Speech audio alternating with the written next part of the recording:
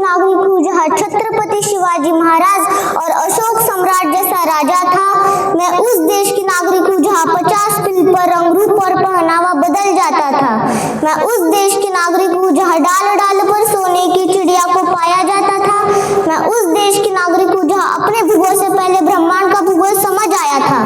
माननीय अध्यक्ष महोदय, मंचावर उपस्थित सर्व शिक्षकगण आणि माझे सर्व मित्र मैत्रिणींनो, मी अन्वी, आज आपण 77वा प्रजासत्ताक दिन साजरा करण्यासाठी एकत्रित जमलो आहोत।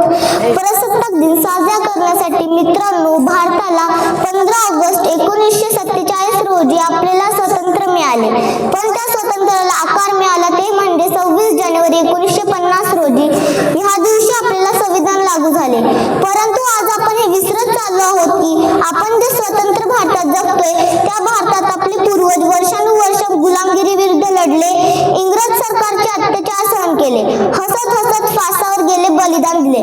मित्रांनो, आपण आपल्या देशभक्तीतून राष्ट्र निर्मितीसाठी खूप काही करू शकतो। का बरं नाही आपण एखाद्या माणसाला रक्तदान देऊन त्याचं जीवन वाचवू?